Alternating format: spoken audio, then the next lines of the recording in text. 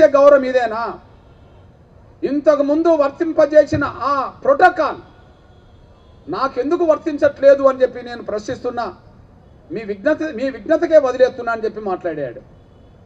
దీన్ని బట్టి chief justice దళితుడు కాబట్టి నువ్వు చీఫ్ జస్టిస్ అయినా, నువ్వు చీఫ్ జస్టిస్ అవుతుంది, మేము వచ్చి మీకు స్వాగతం పలకాలని చెప్పి ఉన్నత పోలీసు అధికారులు, పోలీసు వ్యవస్థ అంతా, చీఫ్ సెక్రటరీతో పాటు ఉన్నత అధికారులందరూ ప్రోటోకాల్ ఉల్లంఘించి ఆయనను అవమానించారు.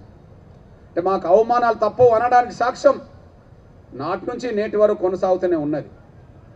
అదే సమయంలో ఈయన కమిట్మెంట్ చాలా గొప్పది, ఈయన వ్యక్తిత్వం ఏంటిది, ఈయన కుటుంబ నేపథ్యం ఏంటిది, దీన్ని మనం అర్థం చేసుకోవాల్సిన అవసరం ఉన్నది. గవాయి గారు కుటుంబ నేపథ్యం ఏంటిది, ఆయన వ్యక్తిత్వం ఏంటిది, ఆయన కమిట్మెంట్ ఏంటిది, ఒక్కసారి మీ దృష్టికి తీసుకొస్తున్నాను నేను. గవాయి గారి తండ్రి, ఆయన పేరు కూడా గవాయే. గవాయి గారి తండ్రి, ఆయన పేరు కూడా గవాయే. డాక్టర్ బాబాసాహెబ్ అంబేద్కర్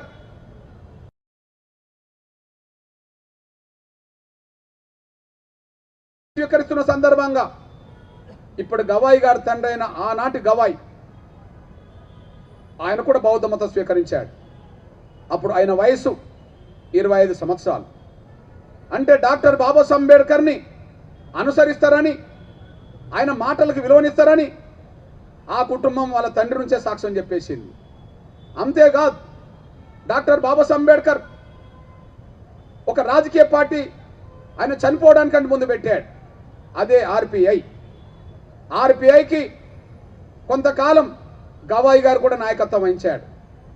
అంటే అంబేద్కర్ ఆశయాలను కొనసాగించే విషయంలో, అంబేద్కర్ ఆశయాలు కొనసాగించే విషయంలో వాళ్ళ తండ్రి ఎంత ముందుకెళ్ళిండో ఆయన పెట్టిన పార్టీకి నాయకత్వం వహించడమే సాక్ష్యంగా నిలబడ్డది. అట్లాంటి కమిట్మెంట్ కుటుంబం నుంచి పుట్టిన గవాయి గారు చాలా పేదరికం, బాధలు, అవమానాలు పడుతూ కష్టపడి చదివి ఒక ఈ దేశ ఉన్నత స్థాయికి ఎదిగి దేశ సుప్రీంకోర్టు ప్రధాన కార్యదర్శిగా వచ్చేశాడు.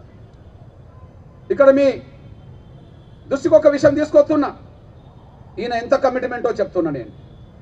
ఎస్సీల పట్ల బలహీన వర్గాల పట్ల ఆయన కమిట్మెంట్ ఏందో సాక్ష్యం చెప్పేసింది. ఆయన కమిట్మెంట్ ఏందో సాక్ష్యం చెప్పింది. 50 మంది చీఫ్ జస్టిస్ చేయని పని, మొదటిసారి దళితుడైన సాహసం చేయలేని పని.